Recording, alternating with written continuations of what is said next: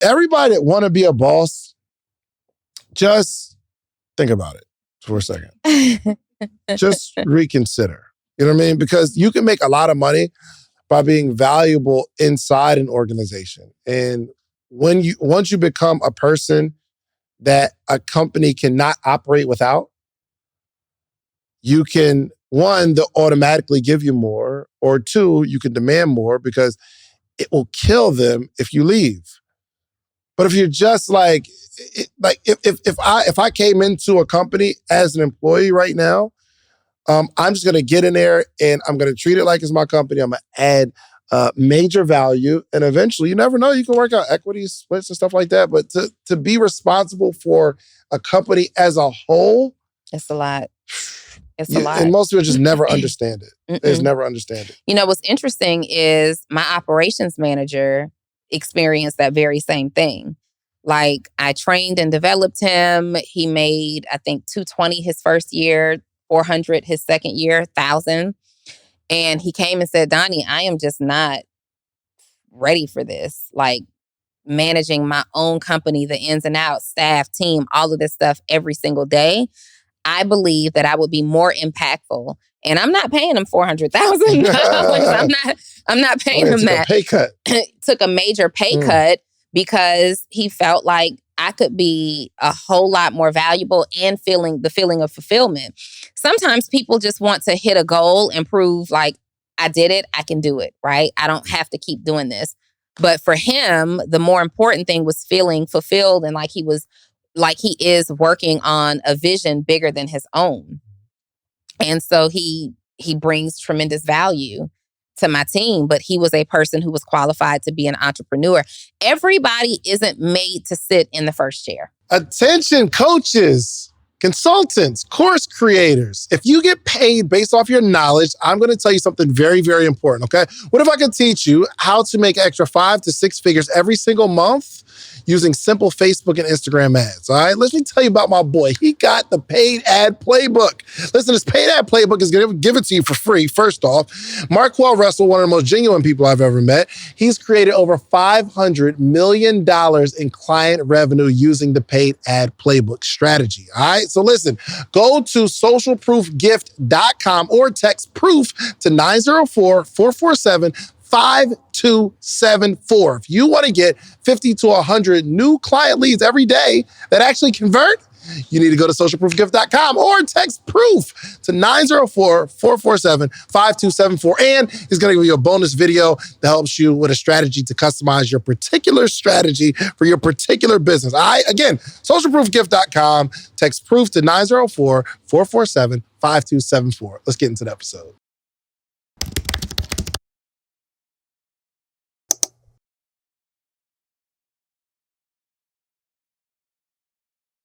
Welcome to another edition of the Social Proof Podcast. Donni is talking crazy as usual right now.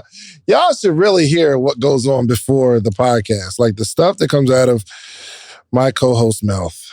So, David, how was your week? It was awesome. It was, what did I do? I did some cool stuff. Oh, had some trials and tribulations. Tell us about it. With certification, I'm thinking we're going to open the space and we can't because something else bad happens and there's like another misstep. So we have to wait. And I think it's going to take another few months. But here's what's cool. Months? It's not anymore. Oh. But I thought, man, this joint could take weeks, months, whatever. So we have to resubmit some plans so that those get approved so that the fire department can come test the smoke alarms and we can occupy, right? Okay. I thought we had our, everything, whatever. So the lady reaches back and says, we can probably we had to resubmit the plans, which I thought was really a blessing because I thought that process was going to take longer. A guy resubmits the plans and the lady hits back and says it's going to take 10 business days until we get the plans approved. Mm-hmm. So the first step is submit the plans. Then the plans get approved. Then we have to get it tested. Then we have to schedule the inspection. Long story short, she says it's going to take 10 business days. I'm like, I don't got 10 business days. I didn't say that to anybody but myself. But the guy, he was like, man, just go up there. And the guy just like that submitted the permit. He says, go up there and just talk to the lady. He said, in my opinion, in my, what's it called? Experience. In my experience, relationships will get you really, really far in this world. I said, you know what? Okay. He said, the lady doesn't seem too pleasant on the phone. She's like one of those people, it's going to be 10 business days.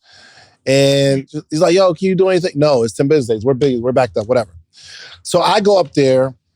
First off, I say, good afternoon. How are you? I try to get to know how they're doing. I said, I'm good. She's like, what can I help you with? And I tell her the situation. And she pulls it up and she said, oh, you just submitted it. I'm like, yes, I did, but I've been working on a project for a long time. And this was a hiccup. And I'm doing my very best to get this thing done. And I don't know if you can do anything, but if it is in your power to help me out, it would be amazing. Like, I know you got a job to do and I'm not, trying to rush you. And I know you got a lot on your plate, but if there's anything that you could do. So she pulls it up, she said, all right, cool. I'm going to get it expedited. If it's not done by Friday in about 4 days, this was Monday. If it's not done by Friday, just, text me. I'll see what I, not text. She said, just send me an email and I'll see what I can do. I said, okay, thank you so much. And I know you can't force it to happen, but if it works, it works. You know what I mean? I feel like you tuned into your inner 90s R&B self. What you mean? You just turned it into business. It was like, sweet lady, would you be my lifeline in this situation here? Because I respect what you do, woman. I do. You are so kind and thoughtful and beautiful even. I should have used Queen. Queen, you should have walked in with the grand. You could have hit her with the Grand Rising. And it probably could have been done by the time you walked out. Here's what's crazy. Next time, bring coffee. This is Monday. Okay. Yesterday, which is Tuesday, I get an email saying that the plan's approved. One day. Yes. So that taught me something that there's whatever you need, they're like human beings that are the gatekeepers to whatever needs to be done. So there's some power in if somebody's not helping you at a retail store, you say, can I get the manager? You ever got the manager and you talk to the manager, like face to face, woman to woman, man to man, and the manager says, okay, let me see what I can do, and they get it done. We think the first person, whoever's in the front that's like just giving us a hard time, or the person that's on the phone, customer service, we think, well, because they said it, it just doesn't operate that way. Like, we can't get it done. But when you always know that somebody in this building or somebody in this establishment, somebody is the gatekeeper to getting this thing done. So that was a lesson to me. Anytime I'm having an issue, I'm going to find out who the person is who has the power to change this issue. Or just have a conversation with them. Have a conversation. Be nice. Be nice. And charming. And I think oftentimes we have to remember that our emergencies aren't someone else's emergency. Yeah. But if you just humble yourself and be grateful for whatever they can do, people will typically respond the way you want them to. Yeah, if there's something that can be done, there's always something that can be done. Always. There are people that reach out like, yo, I want to be on a podcast. And sometimes it's overwhelming and I just don't reply to people. Or they'll reach out and maybe see me somewhere, but like, yo, can I get on a podcast? I'm like, I don't know. And that'd be my way sometimes of, it doesn't feel like this would be a good conversation, or we've had 1 million people that do what you do on a podcast already. And then somebody that is connected with that person will call me and say, yo, can so-and-so. So I had the 2 young ladies on the podcast. They're dope, by the way. But I think one of them said they reached out to me to get on the podcast. And I just never applied because it's overwhelming. CJ calls me. It's like, yo, my homegirl from, we went to school together, whatever. Get him on a podcast. I'm like, all right. I didn't even look into him. I didn't check him. I didn't because that's my OG. And there's always somebody that can get the thing done. So the lesson here is build a relationship with CJ. He gonna hate me like, yo, why is people DMing me and texting me and asking me? Why? Yes, so that was my week full of lessons. How was yours? My week was good. I can't think of anything that we celebrated Sarai's first birthday. Yes. First That was fun. And now one half of the group has baby fever. Mm-hmm. Donni? It's not Donni. You don't have baby fever? No, I don't even need baby fever. I have wanted another baby forever. So I don't need baby fever. So, you know. Are you working on it? I'm not working on it. But you're not going through the timeline and the clock and the calendar and... No. I mean, no. It's like, you know, if it does, it does. If it doesn't, it doesn't. You should be intentional. Don't you teach people intentionality? Yeah, when you are really like committed to a goal that you want to reach by a certain time frame, yes, we have to be really intentional about it. Are you not committed to reaching a certain goal by a certain time frame? Mm-mm. Not getting any younger, Donni. I am not getting any younger, but I am also like, if it does, it does. If it doesn't, it doesn't. You know what I mean? Huh? Yeah, well, kinda. No, definitely. Definitely blessed either way. Yeah. Yeah, definitely blessed either way. I mean, you know, it just, we got, I would prefer for it to happen like this year, right? But we have several months left in the year. I just, look, don't be trying to, just because you had a first birthday, be trying to get me in the belly to be club. Yeah, man. Anyway, my week other than that was pretty good. We had fun celebrating Sarai's birthday. We did some family stuff. And this past week for me was really, really big on family stuff and just really being busy. I'm in this training to grow my business. And that's it. What's the training? It is a sales training. So I am about to onboard. I want to onboard about 5 new salespeople into my organization. But before I do, I want to make sure we're using the most up-to-date practices and mostly tracking stuff. So I want to be able to, you know, track, and then we're offering sales teams to other companies. And I just really want to get really clear on how we're tracking, because we got more and more people that are coming up in April and May. So systems basically around managing sales teams externally and internally. Gotcha. Yo, you know what I realized this week? That I am terrible at firing people. Tell me about it.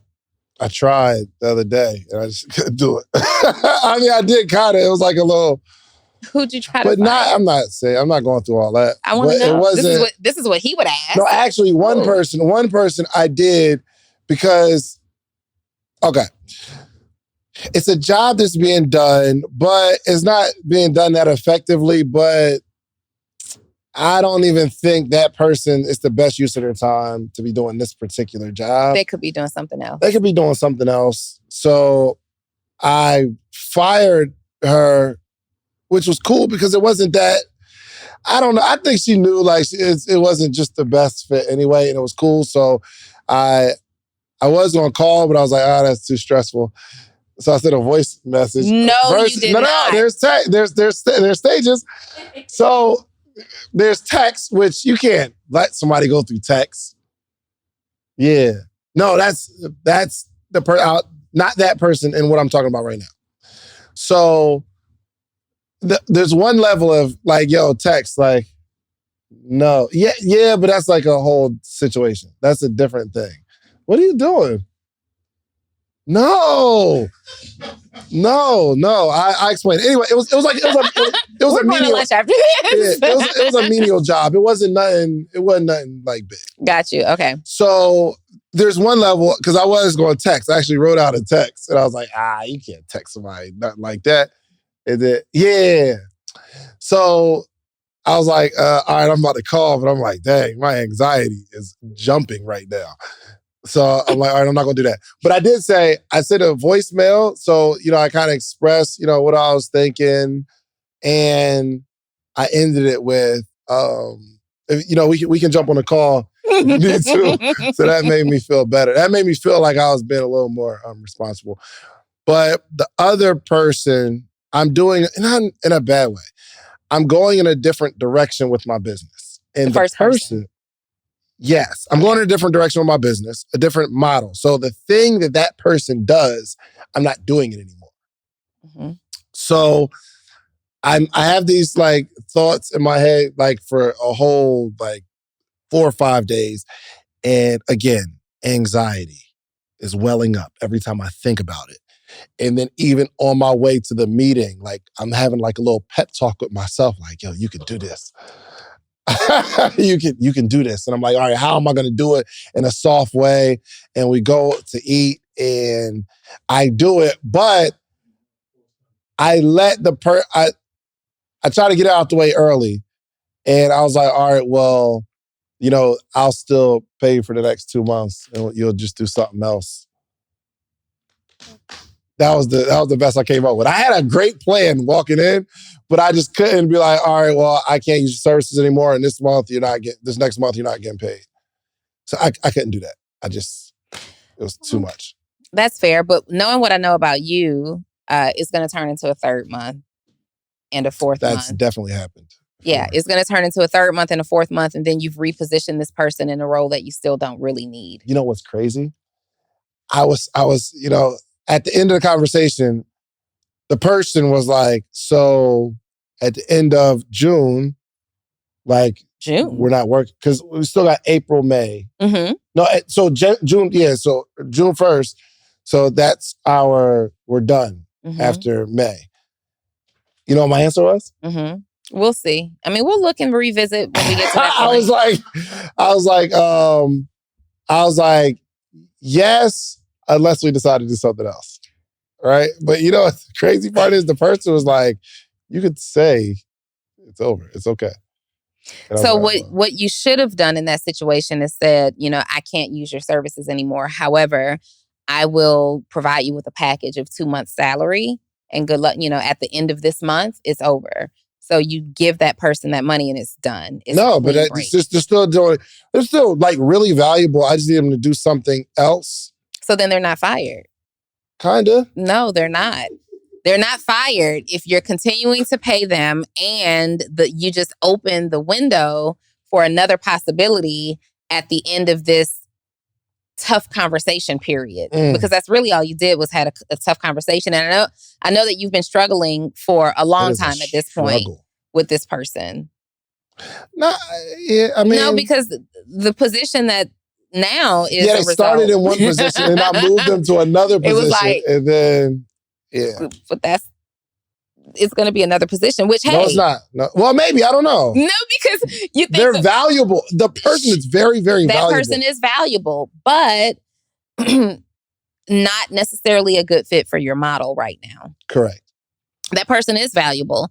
And that's just that. You're not... So sometimes when we have to let employees go, it's not because everybody sucks or is doing a bad job. Like sometimes you just don't need that person or you've outgrown their skill set or their skill set has outgrown you. Yeah, That's how I get rid of people.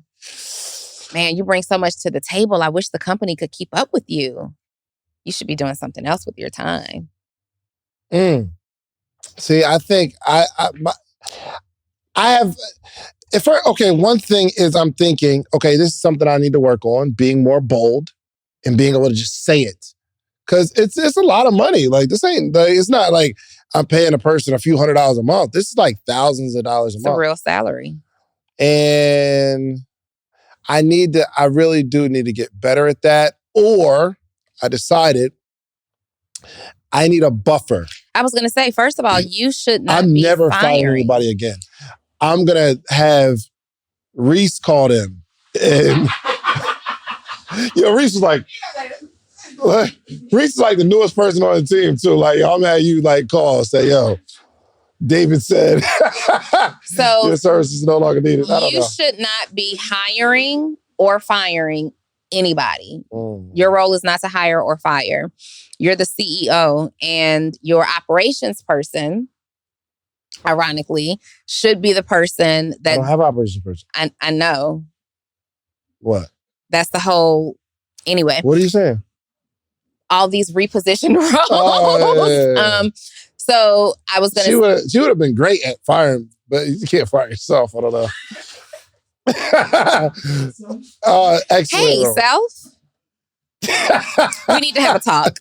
Are you free right now? No, seriously. Hey, tell you You no longer need your service. You cannot, you should not be the person to hire and fire. So I'm not anymore. So a couple of months ago, I have a small team. So I don't really have a whole lot of team issues, but I did have a team issue a few months ago with a person not handling their role based on my standards. But I didn't want to communicate that. Mm-hmm. So my operations person had to communicate that. It keeps me neutral, right? I also don't hire. I just don't. So many people come to me and they want to work with the company. They want to volunteer. They want to do. I would have everybody work for me, but it would be a complete waste of everybody's time. I can't manage that. So I have everybody see Kyle. Kyle's your go-to on that. Like, I just don't want to be, because we're so connected and so reachable via social media, it's like, oh, I asked her for that same role, but she went with someone else. Now I'm no longer, into Donni or whatever the case may be. And I just take myself out of that type of I don't like the pressure. I don't like to hurt people. I don't like to hurt people's feelings. So that is no longer my responsibility. That is a game changer. I don't need to be hiring or firing people. So I have a real problem. Anybody else have a problem with like something like that? Listen, if I was going to teach you how to make $1 million, would you give me 10,000? Like if I had a course teach you how to make $1 million a year positive, you're going to make $1 million, would you give me 10,000? Of course you would. It's no brainer, right? So in a calendar year, we make 7 figures with the podcast. But there's 21 things that I extracted from that you're going to need to launch your podcast. But I only got time to give you 3 right now. One is you need a distribution platform. The distribution platform is what you upload your podcast to. That platform sends it to Spotify, Apple, Google Play, so that your supporters can actually listen to your podcast. You're also going to need a microphone. You need a really good microphone so it's crispy audio. And 3, you need an income strategy. This is not necessarily a hobby, unless you're going to make it a hobby. But I can teach you how I made the 7 figures with these 21 things. Now, the good news is you don't have to give me 10,000. My ebook is only $37, okay? So listen, go to podcastebook.com and get the 21 things that you need. And I can explain it in detail, all the things that you need, okay? Podcastebook.com. Let's get to the episode. No, I was looking at it the other day. I have 17 people on a monthly payroll. Yeah. I literally pay monthly more than I used to make yearly. Mm-hmm. And I can't, it's hard to, and in my mind, I'm justifying everybody's value, right? And everybody has value. You good, Joe? Okay. What's he doing? Making noise, being disruptive. What he's not doing is producing the show. Going, Joe? What are you doing right now? Just tell me what's happening. The Zoom went out. Oh, let Joe do what he's doing. Oh, were we on Zoom? Well, for our mastermind. Yeah, let Joe do what he's doing. See, I would assume you're just doing what you're doing. Joe walking around looking like he got on rain boots with these socks pulled up. Where was I? What was I saying? You were saying you're trying to justify everybody's value. Yes. So, and then I go through like, where can I make some cuts? I was really thinking about this. Like, is that person providing the same value that they provided when they first started? Because, people jump out the gates and they just start doing all kind of stuff and they're just excellent. Then they're on it. And then they get more comfortable. Then they get a little more lax. That's why I pride myself in, when I was working at the Cheesecake Factory, that when I left, I was outperforming the excitement of getting started because I started working on myself and being a better person. I wanted to give the job my all, not for the job, but for me. Like, how can I be more valuable? So I'm going through it and I found like 3 cuts that I could make that would save about $6,000 a month out of the 17. And as I'm going through the list, I start not thinking about the role or the job. I start thinking about the person. And then I can't bring myself to do it. So you have me on an open retainer. There's funds available. Oh yeah, yeah, okay. If we need to have this conversation and you need me to help you out in this area, I mean, I hate to do it, but it's just something that has to be done. I can't have you wasting $6,000 a month. That's $72,000 a year. Yeah, but I had more. that I could make cuts. But it's just the 3 I decided, and the 2 you just showed me. One other one is just. I showed you 3. Which one of those? Yeah, but one of them is actually being replaced by somebody. Gotcha. So it's like still another expense. Actually, I'm paying more.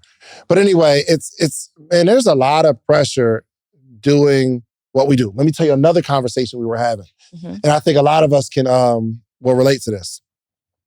Well, maybe. So we get into this conversation about what needs to be done.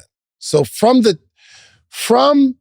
anybody ever work a job and you can see all the stuff wrong, like all you got to do is do this and do that. All we got to do is you're at the job and you know exactly what needs to be done to make this a smooth, efficiently running company as an employee. Mm-hmm.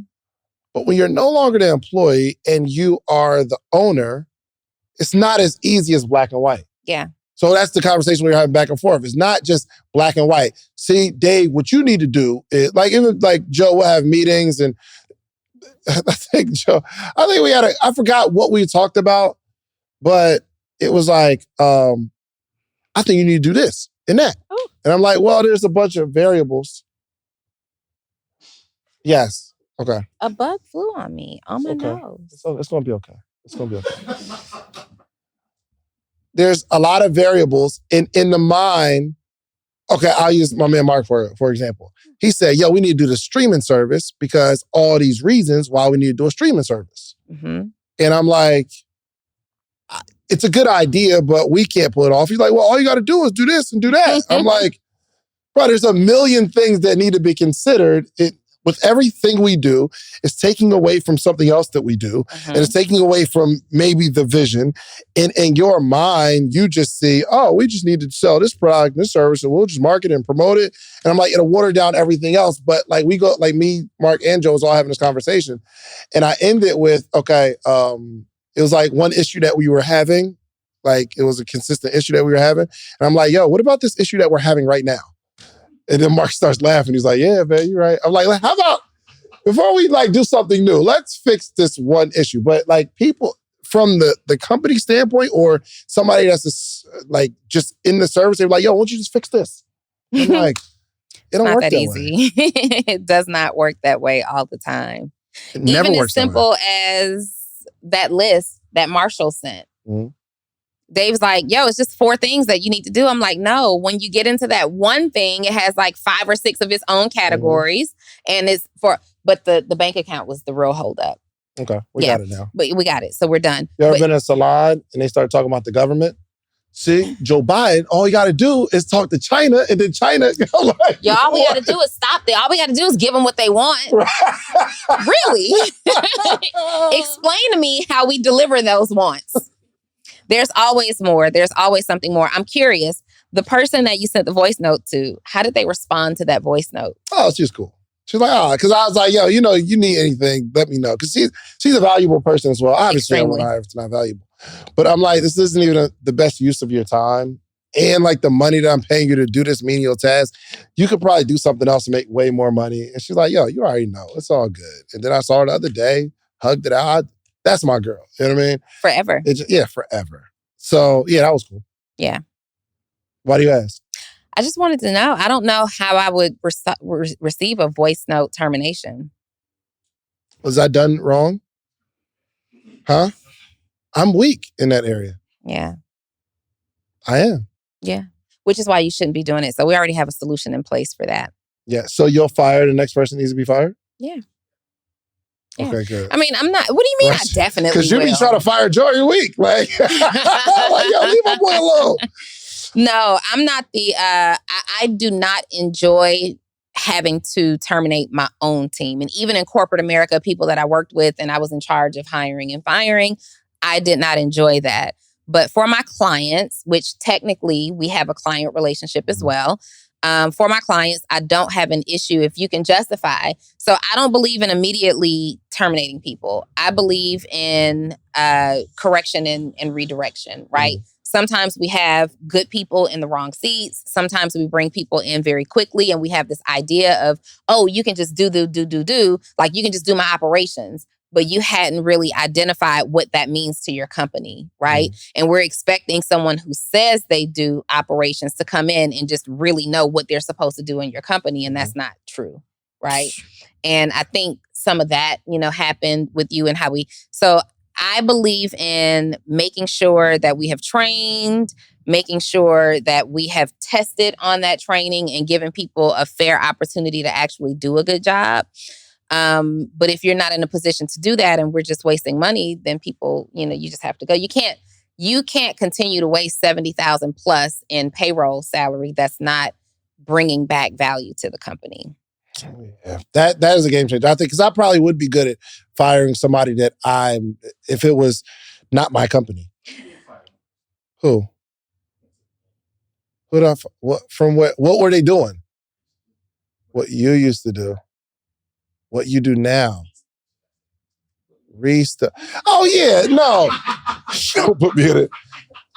No, yeah, but he knew that was crazy. Like he know that I feel like he knew that it was deserved. Because it was something I dealt with for a while though. I think while. Of who it was. No lie. Real situation. We go to I don't know who that is. All right, what are you doing? That was sign crazy. language. Anyway, we go out of town to record a podcast. And we're there for like a few days.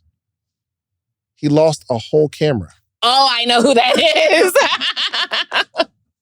I'm like, where's the other camera? I don't know. What do you mean? I don't know. It's a whole camera. Like, we have camera bags and like there's a camera supposed to be in there. That, by the way, we shot a very powerful interview. And the actual interview, like there's like a weird audio sound. One of the angles are out of focus. And this is like he does good work. This one time, that was off. And then we did another episode and it was on the card of the camera that he lost. And I'm like, where's the camera, bro? How do you lose a whole camera? And then, like, it took a while and I think I again, like, repositioned him into something else to do. Like, listen, you don't touch the cameras anymore. You just edit. But I'm saying, like, send me this day and this time, and you just don't. And it went on for a while. So it was hard. It still took a long time for me to fire him, even after issue after issue after issue after issue. And he actually said, man, I appreciate the opportunity. I learned a whole lot. I talked to him about the whole time thing because he was late everywhere. And he said, man, I'm getting better with my timing and all that kind of stuff. Even after, I let him go. He was like, I learned a lot in this process. So I'm trying to like mold people. It's just, I don't know. I'm trash at that.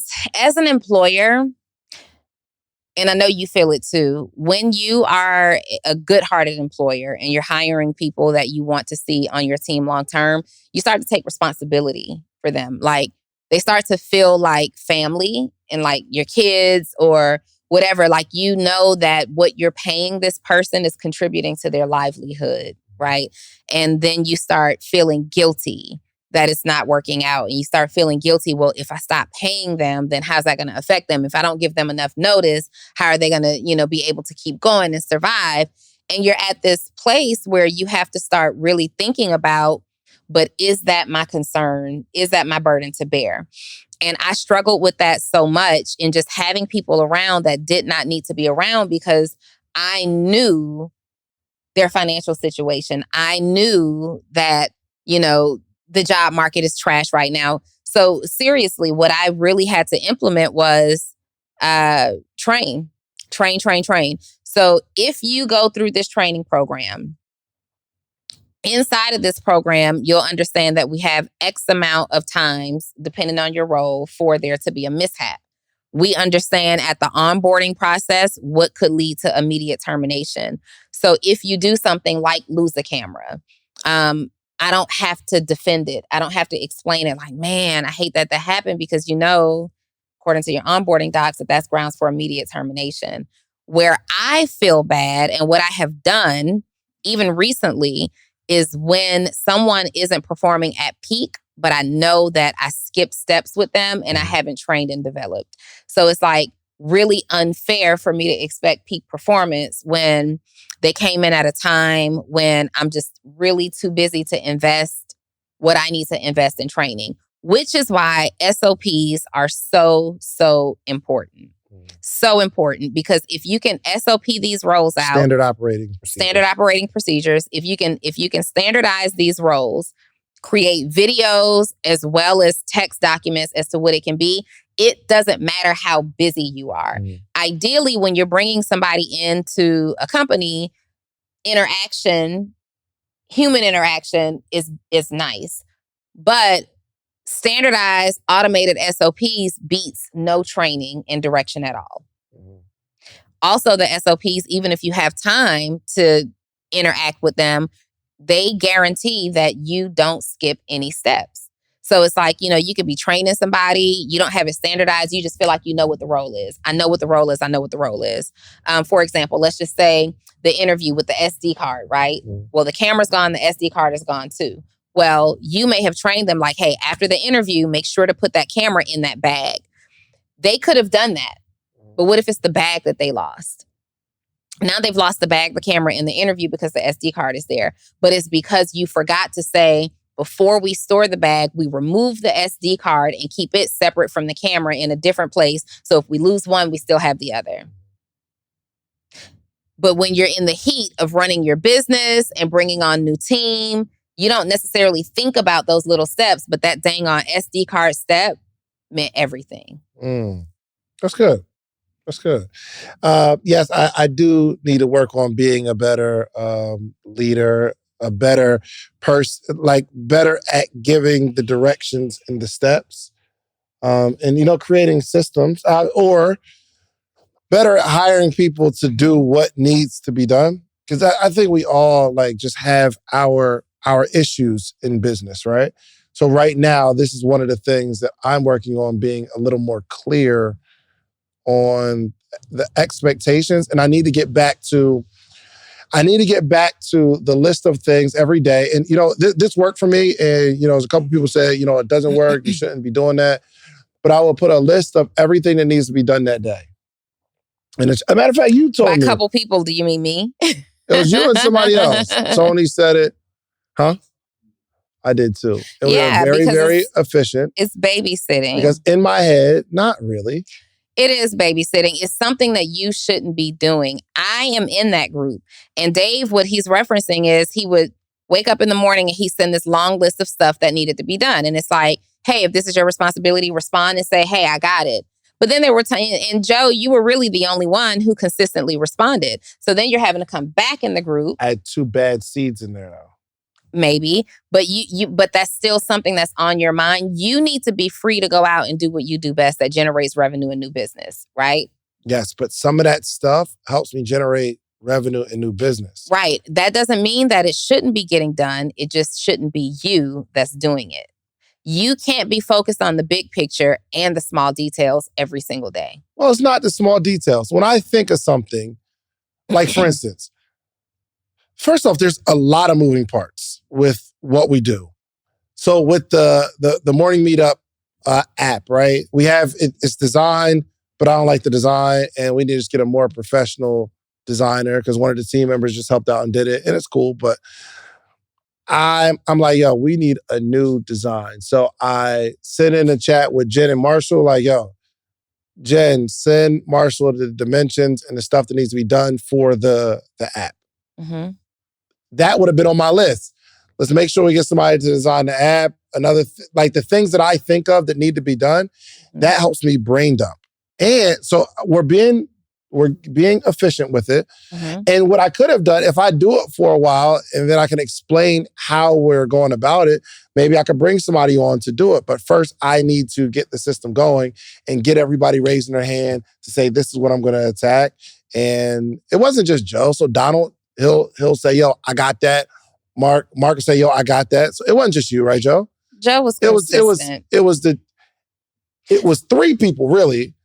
But because the 2 had an issue with the one didn't want to respond to the 2, and the 2 didn't want to respond. It was just strange how it worked out. But my point is, what works for you and your company, I shouldn't stop what I'm doing because you tell me there's another way to do it. I agree. I should just kept doing it. If it absolutely works, if you believe it works, but it wasn't working because the one and the 2 didn't want to respond to the 3. So the issue was that issue. Yeah, and that I'm was just looking issue. at the text like, you better get this under control. You know what I had to do though? Because the 1 is way out of line. You know what I had to do though? I had to even split the calls. So I had to have a podcast call and another company call because the way I'm looking at it is this is all one company and it's really not. It's not. So we're hiring a firm. First it was a firm. Now we're actually getting, a full-time person on finances, but it was a firm. And the way they break it down, they're like, yo, this is then they work with a lot of businesses. They're like, you have a very complex business model. Mm-hmm. Very complex because there's a lot of different revenue streams, a lot of different moving parts, a lot of different expenses, all that kind of stuff. Mm-hmm. So let's say it's very, very complex. So what I had to do was I can't have everybody in the company on one call because we're talking about stuff that doesn't apply to them in the first half. So they're checked out. And then we get on the other one, and other people waiting okay, when is this done? And all that kind of stuff. So I had to separate 2 different calls, one for podcast stuff and one for kind of David Shan's morning meetup, all that kind of stuff. Yeah. So it's a learning curve. Yo, everybody that want to be a boss, just think about it for a second. Just reconsider. I want to invite you to pick my brain. Mine too.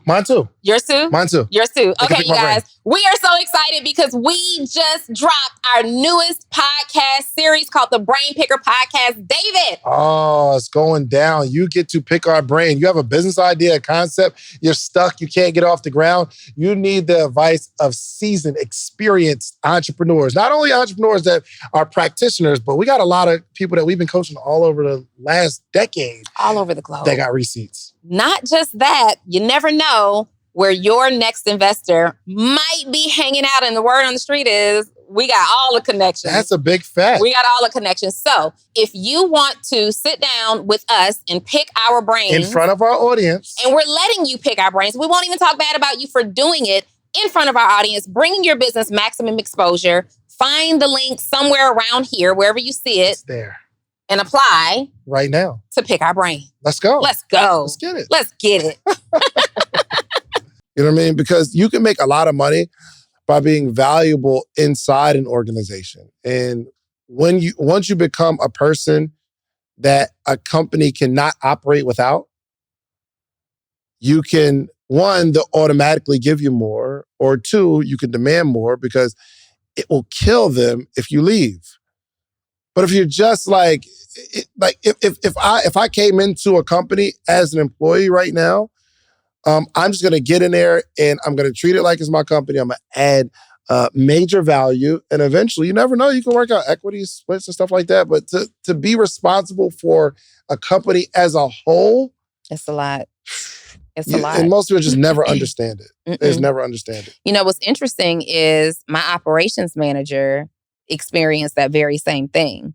I trained and developed him. He made, I think, $220 his first year, $400 his second year, $1,000. And he came and said, Donni, I am just not ready for this. Managing my own company, the ins and outs, staff, team, all of this stuff every single day. I believe that I would be more impactful. And I'm not paying him $400,000. I'm not paying him that. A pay cut. Took a major pay cut because he felt like I could be a whole lot more valuable and the feeling of fulfillment. Sometimes people just want to hit a goal and prove I did it, I can do it, right? I don't have to keep doing this.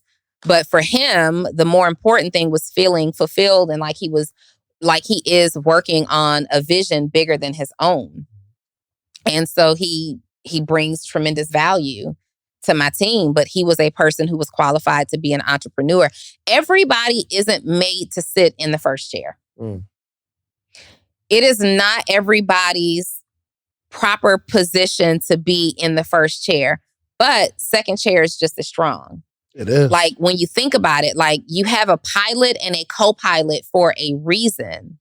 The co-pilot is just as valuable to the operation of that plane as the pilot, because that co-pilot can see and manage and handle tasks that the pilot can't. While their focus is here, the co-pilot can focus on all of the other details that without those details, the plane will crash. Mm-hmm. It's important. And they're also qualified to step in the event something happens to the pilot. So you've got like your co-pilot is a really skilled person that has the ability to see all of the details. They know the details better than the pilot because the pilot is focused on getting us to the destination and they're focused on this panel. This is my area right here and I'm getting us there.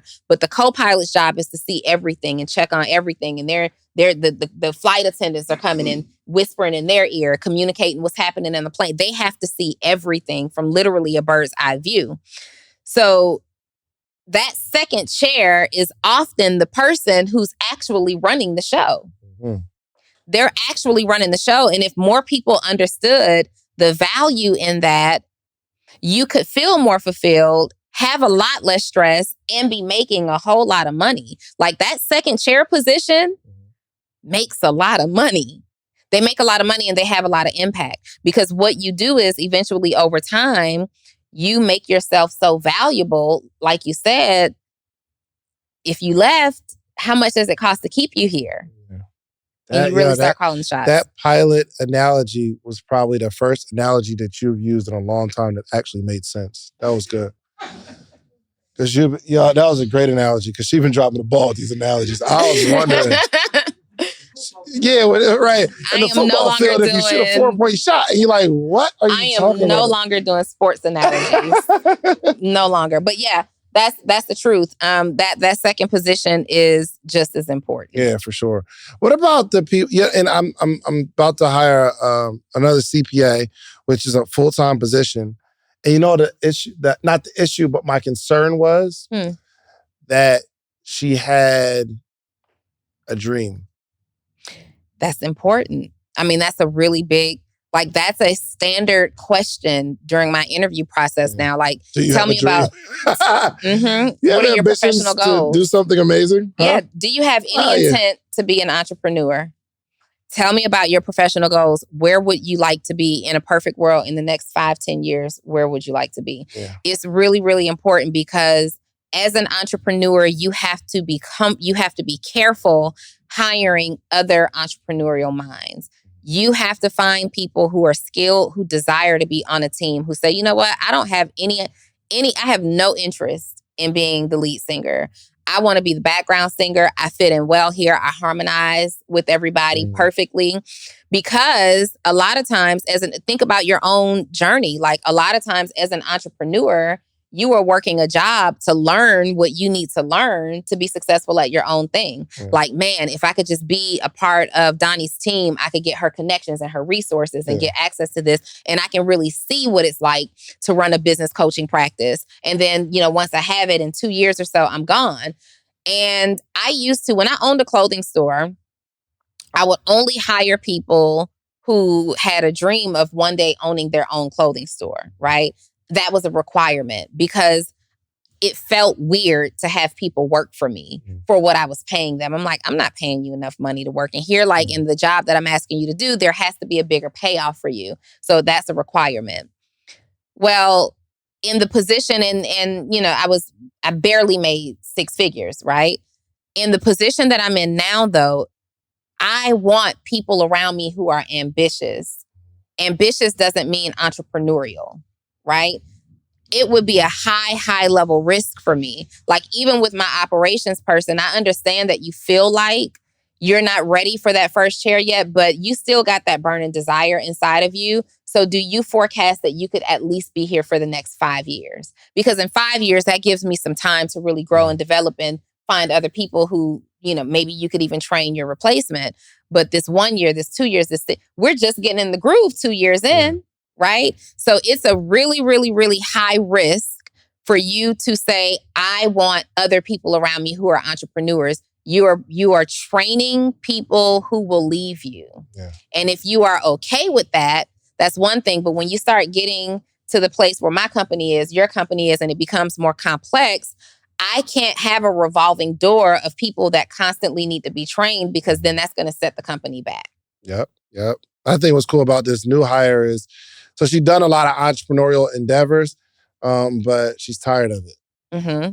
You know what I mean? She's like, yo, I want a place where I can grow. And she was very clear, a base plus bonus based on performance. Yeah. Right? And a good incentive is like, and I think Joe knows, or Jen, or anybody really will tell you, I am 100% okay with somebody on my team, us building something together. Mm-hmm. Where it's not just based on what I pay you monthly. Now, you still got to perform, but if you come on the team to do a job, if we can do this particular thing effectively, you can share in the income of that thing. You know what I mean? We could build something together. So I'm 100% cool with offering that too. So that's kind of like in our offering package, because she's worked for, big four accounting firms and stuff like that. And she's just done with that corporate life.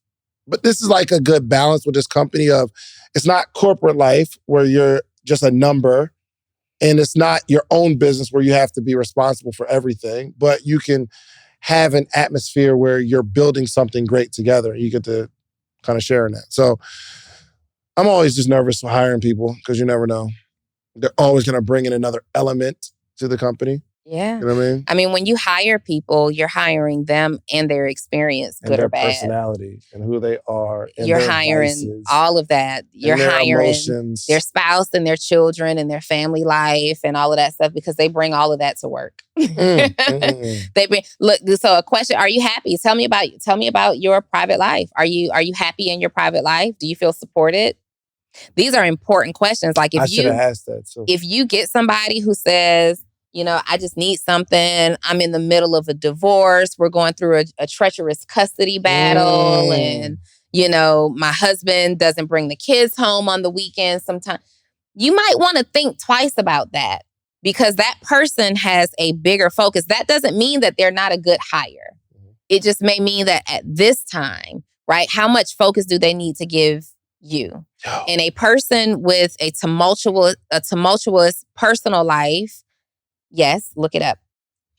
A person with that kind of personal life can't necessarily, they just don't have the capacity to be focused. And that's why people are always like, why do I have to take personality tests? Personality tests will reveal a lot to you. So because there are also, on the flip side of that, there are people who can really separate their personal life from their professional life. Like when I walk through those doors or when I log onto that Zoom, whatever I'm dealing with in the background just doesn't matter. I was one of those people, but I also know people that just wear their emotions and what's happening in their lives so heavily on their shoulders that you ever just had an employee or a coworker walk in and you just knew something was wrong with them. And it's like, watch out for her today because she's clearly in a bad mood. There's no room for that in my organization. Like, there's just no room for that, not for me or from anybody else. I have a lot of stuff going on in the background, but I can't just come in being a B to everybody. And my team's response to that is, oh, watch out for Donni today. She's got some personal issues, so she's treating people badly or not getting things done. There's no room for that. Yeah. And this is what I experienced too. If someone on your team has, like, let's say they got kids, right? That thing becomes, or they're going through a divorce, that thing becomes the excuse for everything. For everything. Like, just saying that, my kids had to get and what do you say? Forget them kids. I'm trying to get this, we need to get this job done, right? If you're going through a divorce, the attorney called and and I'm like, I need those comments on that YouTube video. You need to relax. You need to calm down. You need to chill. I mean, but then you start feeling guilty, like, man, can I really have them putting these comments on the YouTube video when their attorney just called and said that they may not get custody of the kids? But did that situation actually happen, or is that always going to be the reason? That's just something to fall back on for the reason of not getting things done? Yeah, for sure. Oh, human beings. Y'all want employees and stuff? Huh? You want this smoke? It's not easy, man. Anybody struggling with anything that we can help with? Okay, go for that. Go on, you waiting, weren't you? She said, yes, Lord. Earlier, and I was going to say something, but I was learning. Okay, what you got? What you got? Well, my struggle right now is what you mentioned, Donni, when it comes to like managing my VA. I talked to you guys about editing a couple of weeks ago, and I actually got a new VA, and everything is like working differently. But the transition of me like managing my expectations and whenever mistakes are made to be like, hey, this was done incorrectly. This is how we do it properly, still brings emotion. And so I don't want to create like this like tense environment where I just need you to learn from what you actually did right or wrong. I just need you to learn from it so we can grow. It creates. So I was thinking about your specific question. Do I want to be a leader, right? And if I want to be a leader, what do I need to develop in myself to communicate when you do something right, when you do something wrong? Well, do you want to be a leader, but do you want to be a boss of a company? Right. Because I think in a company, you still need to lead in whatever area. Like Joe is a leader, right? I mean a people leader. Yes. I specifically meant a people leader. Gotcha. So like a manager of people. Right. Gotcha. And so directly working with people, giving feedback on a regular basis, managing my expectations up front, and then also being able to give feedback that is productive and not just soul crushing, right? To make people feel like, oh, well, she just thinks I'm terrible. It's like, no, you're not terrible. You just did this wrong, right? And so I'm working on how do I communicate that? And if this needs to be me or if I need to create like a buffer between me and someone else to be able to like package it in a way that's much more sugar-coated. Because the funny thing is, personally, I'm much more sugar-coated. Like I'm much more fluffy. I can have a pretty like sweet conversation. But when it comes to like my employees, I've had a friend of mine say like, I would not want to work for you. And I don't want that to be a feeling that I create in my company. So it really did trigger like, what kind of culture, like ideally do you want to create? But how are you being that person? And are you being that person is really like where I'm at with it right now. So first things first, if a person is terrible, they need to know that they're terrible. Like if they're terrible, they need to know that the job is bad. It doesn't help them to grow, to sugarcoat that, right? But there are people who will come into our team, into our lives, and they're not terrible. It's just not meeting your expectations. The best way to manage people is for them to understand what the expectation is up front. So everything has to be documented. Like I thrive on relying on the documentation. Well, let's see what's documented. Also, when you're working with people, giving them as many examples as possible. So in your instance, you're talking about a video editor for your podcast, right? And again, we have to get really, really, really good at being crystal clear on what it is that we need. I need an editor. Hey, editor, someone applies and says, hey, I'm a video editor. Oh, great. Well, now you bring this person on, but did they really understand clearly the vision of what you wanted your videos to look like? And was it you just saying, I want my videos to be bright and fun and airy with light music in the background? Well, you saying that and then is very different than you pulling up 3 examples. Hey, I like this element from this person's video and this element from this person's video. And when you see the Social Proof podcast, I kind of like that. Let's kind of work with that. But then once we've standardized what it is that we want, we've documented this. We know what the role requires. And that's really important because a lot of times I find that CEOs or employers are creating roles based on a person. Oh, I interviewed this person and they'd be really great as an editor. I'm going to get, no. What is the role, right? Identify what the role requires. And then you find the person who meets the criteria of the role, okay? But then when you find that person, we can't just give them the job, give them access to the Google files and the audio and all this stuff and say, now give me back what you've come up with. There is a transitional phase that has to happen. So maybe it's 90 days where you're working very closely with this person, right?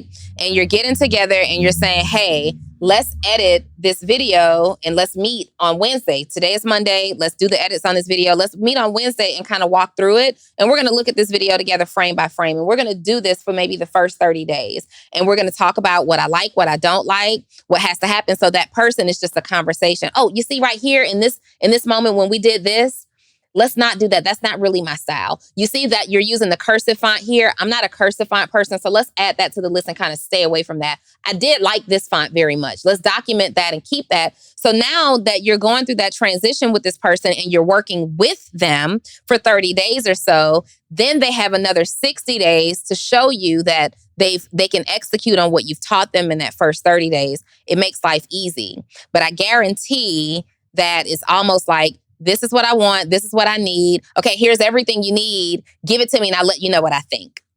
Not quite. But what it was is I hired her in a space where I was extremely busy. And so the hands-on was touch and go. When it's hands-on, it's amazing. But when it's not, that 30-day period of like hand-holding definitely is important. But I feel like the second thing that I learned about myself is I don't necessarily know if I need an employee who's just like me, which is like, we talked about attention to detail, talked about like wording and things that I want to be more communicative, right? Or I'm much more expressive. I want someone who's a little bit more organized, right? So understanding like whose skill sets pair well with mine, as opposed to training someone like me to be completely opposite from who they are. Let me ask you a question. If you were seeking a job right now, would it be ideal for you to work for a boss who was just like you? Would it be ideal for me to work for someone who's just like me? Depends. It depends. Because if I'm supposed to at some point replace that person or do exactly what they do, yes. But if we're supposed to be a team. No, you're a team. No. You're working for that person because you're not hiring your replacements.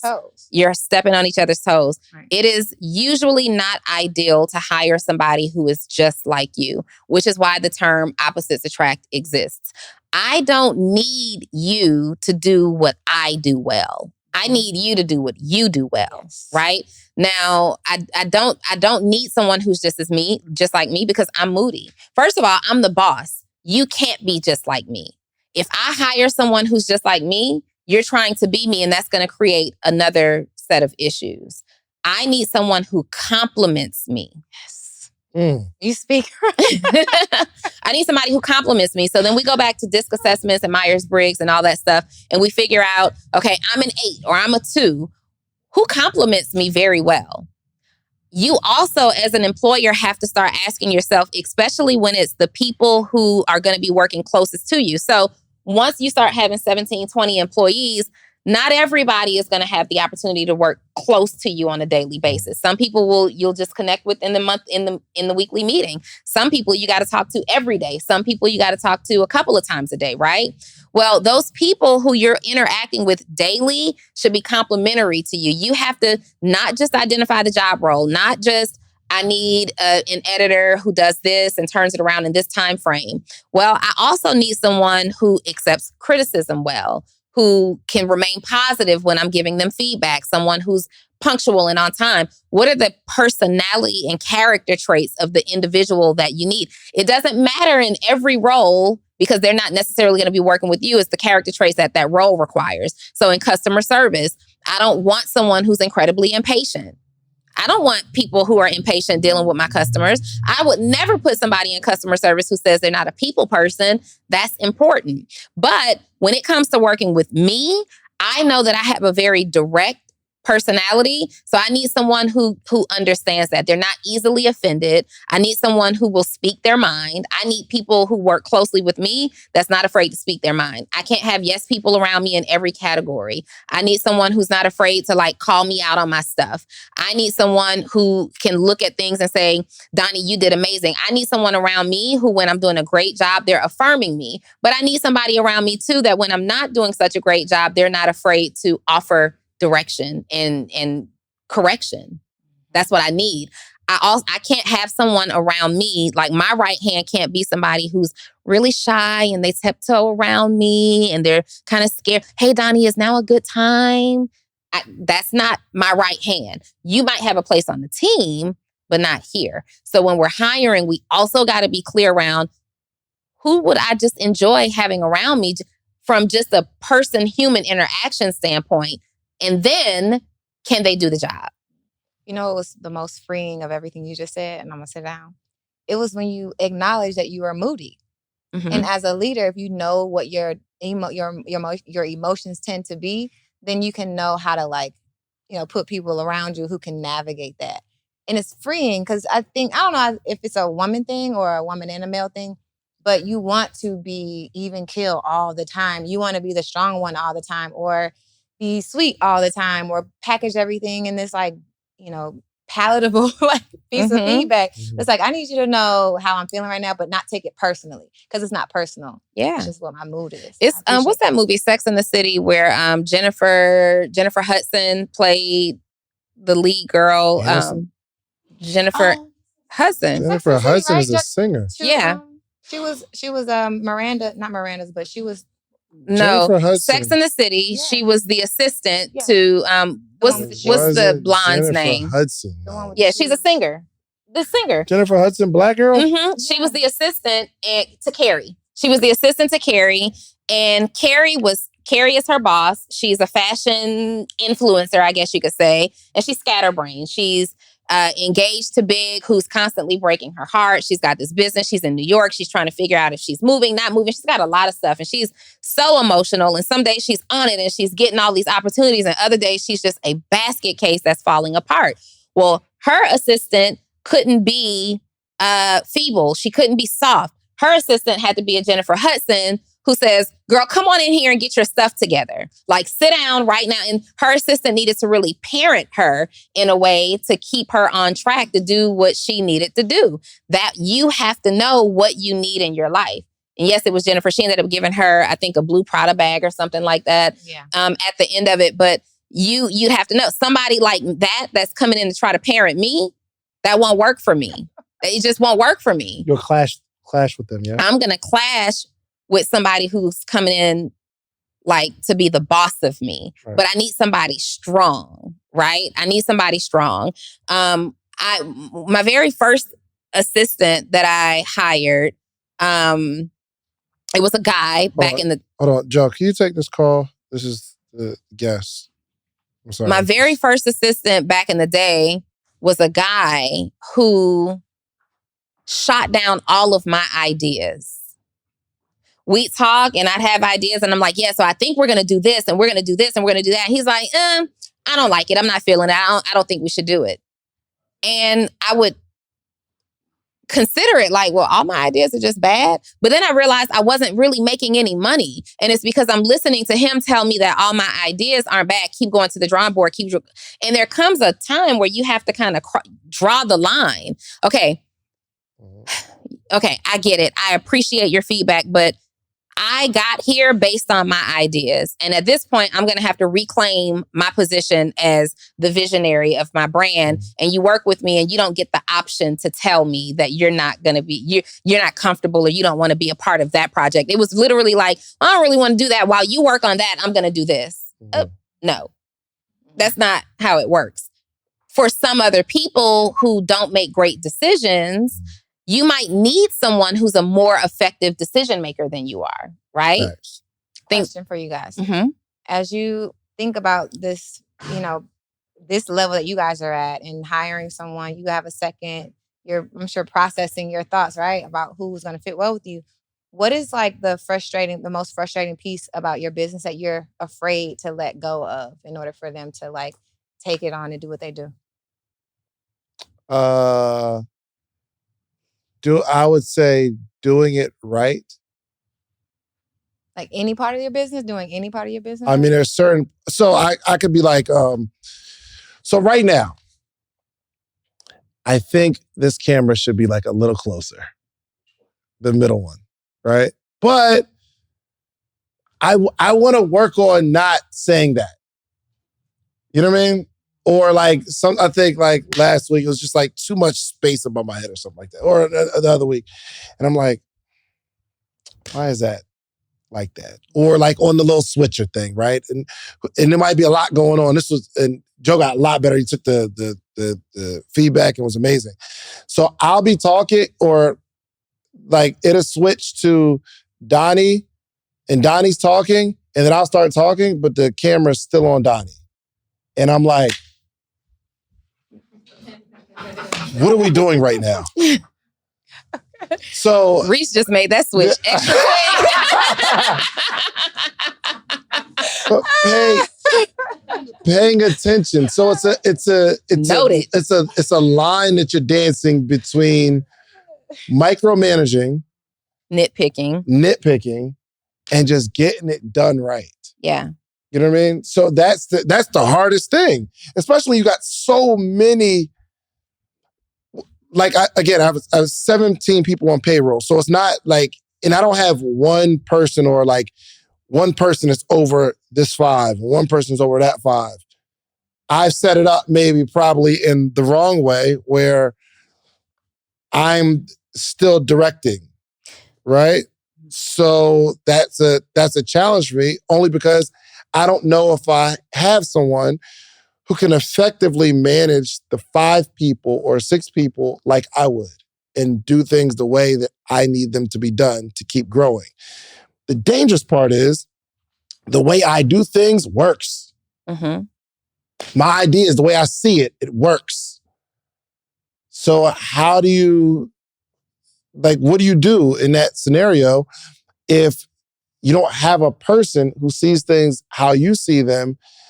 So for instance, we have a person doing, and I'm probably gonna have to let this guy go because it sounds really, really good. And I don't even really want to say it, but I hired somebody to help me with a particular growth strategy in a particular area. And when he talks about this particular program, let's say it's Instagram. Strategy, I understand the algorithm, how it works. We should be posting like this. We shouldn't be posting like that. Told you. You told me what? Take it to the nose.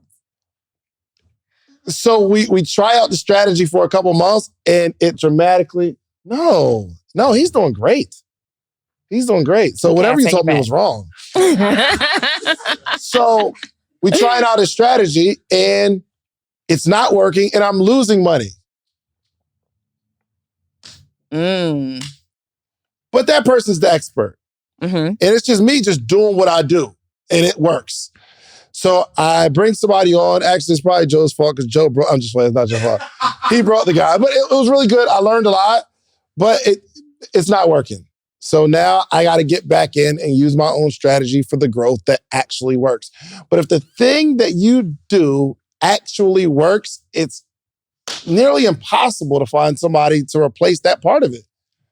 And you gotta manage, you gotta micromanage, because I just see some things that why are we doing this? And that's But let's go back to the example that you actually use about the camera and the set and things like that. We can actually get the result that you want. A checklist, like a cheat sheet, taped to the computer screen on the side, right there. That. We're good with that. We're good. No, because Reese and Joe have both been slipping even today. No, they haven't. I'm joking. No. No, here was the issue. No. Here it was. It wasn't like an SOP or anything like that. Mm-hmm. What was it, Joe? What was the issue? On the mic. Come on, the microphone. What was the issue? I believe the issue was more so me. And then not also, just you. What was it? I'm getting there. It was more so me, but it also wasn't, it was a lack of clarity. No, it wasn't. What was the issue? Joe be spicy. It was Joe being on his phone. Oh, yeah. Oh, yeah. Oh. That's the only issue. I said me. If there's a particular, but we need to know what about. It's me, right? Yeah, on my phone, doing too much. So I just had to just be here on Do Not Disturb and just focusing on the job that I've been paid. Was it SOP? No. What? Right. Right. If we communicated that expectation up front, Joe would have known to not be on his phone. But now but we don't know that that's going to be you don't even know to say that until it happens. Well, true. So now, but now we have Reese. Yes. Right? So now that we identify that there's an issue with Joe and the phone and the focus, now it's documented that whoever is sitting behind the production boards, you cannot be on your phone. In this process, before we start every podcast, did you check cameras 1, 2, and 3? Check off on this. This can't be just a mundane thing that we do habitually. Where's our daily podcast setup? Where Dave and Donni whatever today's date is. Did we check cameras 1, 2, 3? Yes. Did we check headspace? Yes. Did we check side angles? Yes. Did we check guest camera? Yes. Is the height on the guest camera accurate? Yes. Like these are things that we should be going through every single day so that we don't have to have these frustrations. And then going forward, let's say we reposition Joe to do something else. Now we got to train someone else, right? So the thing, Joe can be looking back at an episode with them and saying, this is why this checklist is so important. Let's watch this episode. You see right there, right above Dave's head, there's a lot of, that's why we do this. But here's a cool thing. That is Joe training Reese now. And this is another opportunity that Joe gets to train. So Reese is doing what he does. Now, what I told Joe. Actually, gave Joe more money and said, yo, just train Reese to do what you do. Now, are you using SOPs or are you using your habits of what you're usually doing? In all honesty, I'm still using habits. Okay, and see, the problem with that is when it's time for Reese to train someone new, it's not going to be based on what Joe taught him. It's going to be about what Reese retained. Oh, you cooking with grease today, Donni. I ain't gonna lie to you. Breakfast this morning? This is good. Right. This is good. There is a running document. There is a running document that I have created since you talked about it probably about 10, 20 episodes ago. Mm-hmm. It's just not, I feel like I want to have some second eyes on it before do it. You know what you do. Yeah, I know what I do. Document what you do. Mm-hmm. Maybe discuss it with Dave. Like, if there's any questionable parts that you think maybe we shouldn't do it this way, discuss it. Okay. But we're not, you said 10, 20 episodes ago. Well, what are we waiting for? Reese's replacement? First of all, don't talk to me like that. You're doing good, man. Let's just learn. No. Seriously. What are we waiting for, right? Anything could happen. And now Reese is going to be in a position where he's not effectively training someone because we don't have the SOP. You want to get... Keep your finger to yourself. You are doing everything you can to avoid these dang on SOPs. No, what are you talking about? You are justifying. I'm not justifying Joe training Reese without the SOPs. No, I thought... Okay, so here's the thing. Joe has SOPs, right? Because we talked about it. He has them, but... He don't use them. He's... Right, but I'm just giving him documented SOPs. Right, but then that's not an SOP. Look, here's the thing. SOPs is documented. MSOP. No. I thought you said you have a list. You told me you have a list. I have a list. Said he has a list that's incomplete. It's a running it's complete. I just want to just get just make it complete. Listen, let me just say this. To know and not to do is not to know. So that means that if we have a list and we're not using it, then we're not operating according to that list, period. Okay. If you know that you should be doing something and you're not doing it, it's the same thing as a person who didn't know it should be done. Let me get out of here. I'm done. No. Okay, because how many more you want me to drop today? I do understand the importance of SOPs, and to my understanding, he has a list because we talked about it. So maybe it's on me to say, okay, does Reese actually have the SOP? Because I said, train Reese to do what you do, right? So that's on me for not being clear with it. Sure. But on the other hand, Donald, I saw something missing. And every time I have an issue with, I don't want to say issue, but something's not done from Donald, I say, yo, let me see your list. What is the list? Is it on the list? And it's a continued process. So we understand the importance of the SOPs. It's just, I'm not maybe the best. We don't have the best team with it. So let's do this, Joe. I want to challenge you to put together fully functional, complete SOPs. So by Tuesday, not before, by Tuesday at noon of next week, I want to see the SOPs. Yes. Yo, let's down to where the chair needs to be, camera. How would you do that? I want you to think. So when I'm doing SOPs with people, I first want to see where your mindset is about how your process works. So I want to see what you have. And then I want to review it. And then we're actually going to use your SOPs on Wednesday to run the podcast. And that's when we're going to find if there are any gaps. Yes. All right. Yes, that's lit. All right, so we got to go. We out of here. That was good, Donni. You did good this week. You know what I mean? valuable sometimes. You was in your bag today. All the way in her bag. Chanel bag, Louis bag. What bag was I in today? You was in your Prada bag. Big Prada? Big Prada. Look, man, this episode is sponsored by The Morning Meetup, themorningmeetup.com, the only organization that gathers every single day. If you can imagine a conference that you're going to go to with a bunch of different workshops, we do it every week. Every single week. Every morning, 8 a.m. Eastern Standard Time, you're going to come on and learn something, grow, connect with hundreds and hundreds of people from all across the country that are all learning to do the same thing. So go to themorningmeetup.com. If you really are having an issue with entrepreneurship, learning, growing, connecting, the Morning Meetup is the place for you, okay? And send me a text message, all right? 404-737-4935, 404-737-4935. Yep. This episode is also brought to you by 6 Figure EDU, an all-together cumulative resource for entrepreneurs. See how I changed that up a little bit? She just be taking my stuff cumulative. And then First of all, you don't even know how to spell cumulative. If I was writing it, I would. I'm not going to say it out loud. If I was writing it, I got to see Go with it real quick. Write it on your finger. C-U-M-U-L-A-T. Done. All right, you're already wrong. I-V-E? No, I'm not. Show me the cumulative. A in cumulative. Show me the A. C-U-M-U-L-A-T-I-V-E. Anybody? That's not right? There's an A in cumulative. There is an A. I went to college for 2 years. You didn't say the A. All right, Donni, just finish your little. You're right, it is. All that bragging. You can't see me in the spelling bee. Anyway. Crazy. I went to college 2 whole years. I'm lit. And a resource, a cumulative entrepreneurial resource. So for those of you, I specifically train coaches and consultants, help you to develop your coaching programs, consulting programs, and your courses from scratch. Doesn't matter where you are in your business. If you are someone who needs to develop from scratch, then you need to take advantage of my 6 Figure Accelerator program. And you can get information about that by going to 6figureedu.com. You might be someone who already has a program and you're looking to scale from your 6 figures up to 7 figures, multiple 6 figures. Then you need to talk to me about my higher level programs. And you can also get information about that at 6figureedu.com.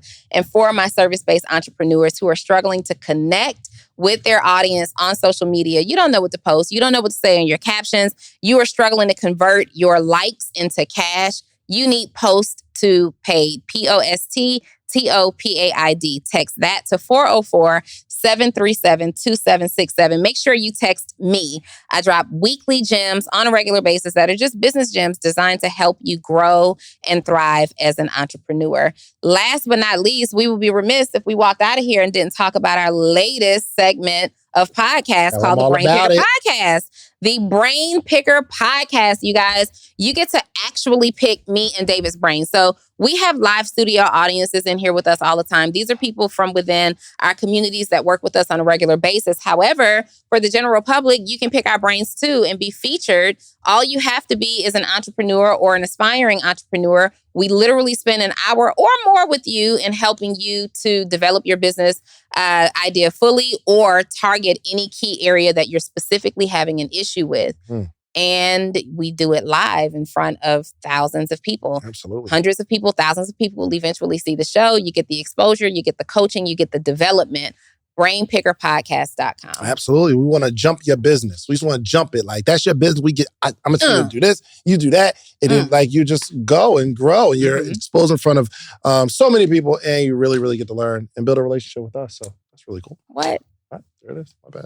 All right, yo. Make sure you like, subscribe, share this with somebody that needs to grow. All right? We are out of here. Peace. Donni out of here. Woo! You better